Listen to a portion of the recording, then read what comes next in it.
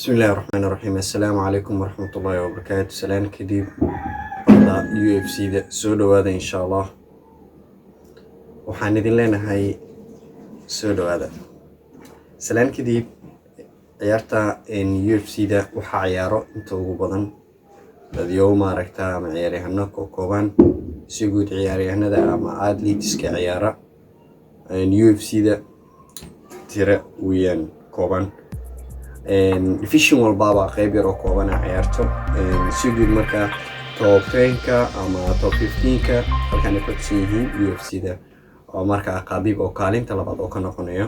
John Jones ayaa hogaaminaya waa top 15k sidoo kale taqriiba labaada Strebnin la dhahaa ayaa saddexaada Israel Adesanya ayaa afraad saasi u soconayaan qaybtani waxaa loo yaqaanaa waa topka guud ahaan isku falni maahan ayaga intooda badan laakiin sida maaragtay waxay u kala horeeyaan top 15ka qayb walbaaba 15 ku jirta meeshan qaybtani waa division gooniya dad isku xajmiya dagaalamo isku ciyaara oo maaragtay hal fadhi ku wada jiro weeyaan qaybahan kale tooran laakiin qaybtan kaleeto wax maaragtay aad u kala duwan weeyaan qaybtan aad John Jones oo hogaaminaya waa qayb aad u kala duwan. John Jones wuxuu leeyahay fadhi kaliya oo asagii maaragtay hogaaminaya oo loo yaqaan light heavyweight hada qaybtan waa si good.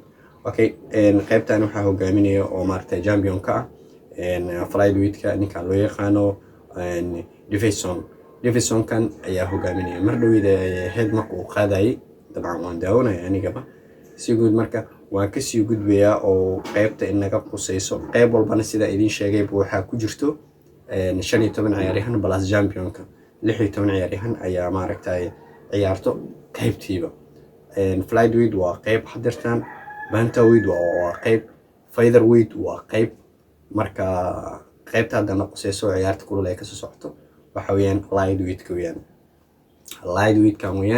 lightweight-ka marka waxa ku wada jiro qabiib plus 15 ciyaaryahan 15 kaas ciyaaryahan mar walba ay dagaalamaan ninka kaalinta koowaad soo tiigsado wuxuu la dagaalamayaa ninka markaas joogo title-ka ama maaragtay championka muddo ka hor Janiskan noocaana waxa haystay ninkan loo yaqaano Tony Ferguson wuxuu doorbiday intuu qabiib la dagaalami lahaa maadaama coronavirus iyo waxaas ugu mashquulsanaa ciyaaryahan Justin Gaethje loo yaqaano muddo ka hor ay dagaalameen isla sanadkan gudihiisa. Justin Gaethje iyo Tony Ferguson markay dagaalameen Justin Gaethje waa uu ka soo adkaaday Tony oo kaalinta koowaad markaas ahaa Justin Gaethje-na labaad oo ahaa marka kaalinta koowaad wuxuu soo galay nin loo yaqaano Justin Gaethje Dustin Poirier wuxuu la soo dagaalamay ciyaaryahan Dan Hooker loo yaqaano. Dan Hooker waa ninkaani hadirtaan shanaad ku jiro Conor ciyaaryahan kale oo la soo dagaalamay asagana dabcan wuu soo dalacay asagana Paul Felder kan inuu la soo dagaalamay jeclaa Conor wuxuu la soo dagaalamay ninkan toddobaad hadda uu sii dhacay anyway marka Dan Hookerna waa hoos u dhacay Conor afraad oo fariisay Tony maadaama laga adkaaday saddexaad u dhacay Dustin Poirier maadaama oo Dan Hooker ka soo adkaaday kor oo soo kacay Justin Gaethje wuxuu la dagaalamay ninkii kaalinta koowaad joogay wuu ka soo adkaaday kaalin koowaad asagii ayaa galay marka Justin Gaethje iyo waxa sanadkan gudihiisa isku balansan nin loo yaqaano Khabib Nurmagomedov Khabib marka maadaama uu la dagaalami doono Justin Gaethje insha Allah waa ciyaar aad u xiiso badan labadan ninna waxa loo baahan yahay inaan maaragtay adoo Ilaahay insha Allah ka daawano hay'adooda sida ay maaragtay u dagaalamayaan waa ninka maanta ay isla yihiin gaaladu waa uu ka adkaan karaa Khabib oo uu ka adkaan karaa ninka isla yihiin weeyaan inkastoo lightweight-ka qaybtiisan ay aad u kala adag yihiin ciyaaryahanada haddana ninkani oo Justin Gaethje loo yaqaano wuxuu ku dagaalamaa lugaha istaaga uu ku dagaalami karaa sidoo kalena jeefka uu ku dagaalami karaa wuxuu ka soo adkaaday nin dhulka iyo istaaga ku wanaagsan oo loo yaqaano Tony Ferguson sida daraadeed insha Allah ciyaartani aad bay u xiiso badnaan doontaa marka waxaan rabaa waqtiga dhacaysi waxa uu idil bina insha Allah idin la wadaago ciyaartan highlight-keedana insha Allah inaan idin la wadaago oo Khabib oo dagaalamayo iyo Justin Gaethje oo asna dagaalamayo ragga ay la soo kala dagaalameen almost inaan maaragtay idin la wadaago rajaynaya taasho aan ku hormaro marka hore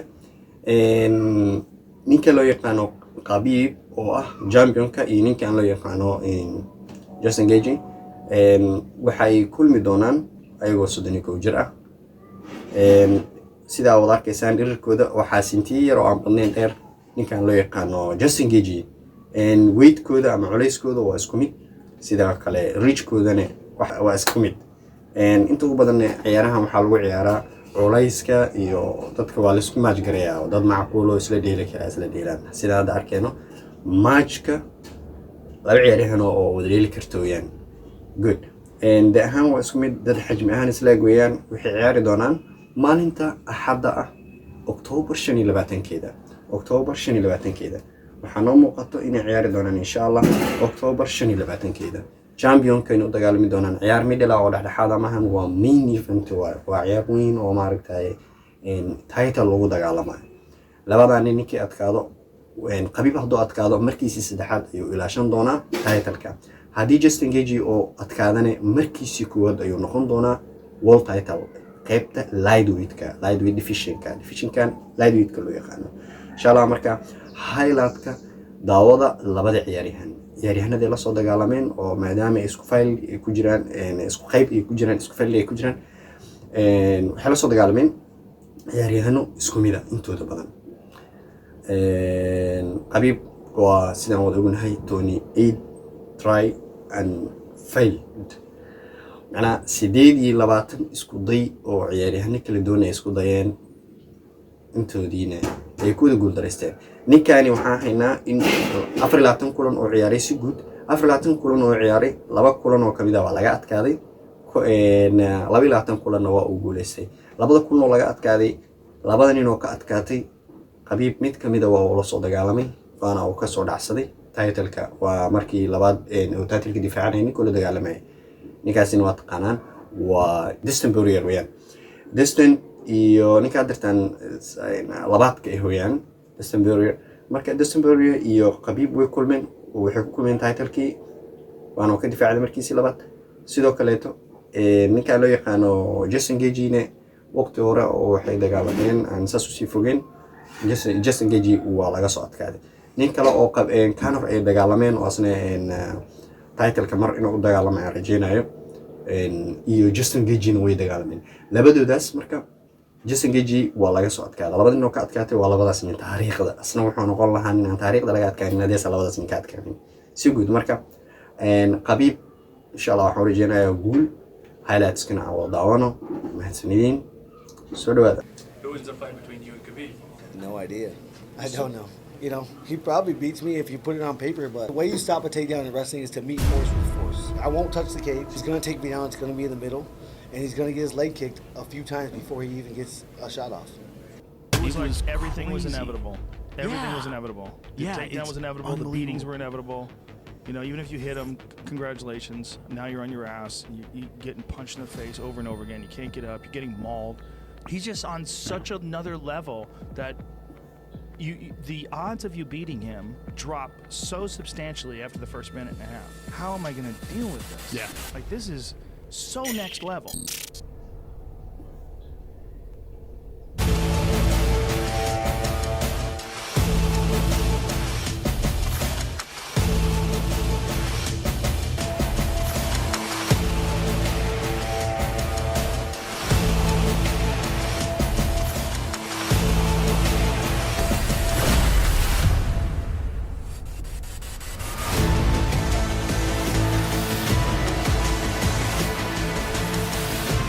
Gaethje's a monster. Justin Gaethje is a monster. He's a monster. He's a terrifying individual. He is, I mean, in a sport that's violent, it's an inherently violent sport, he stands out as the most violent.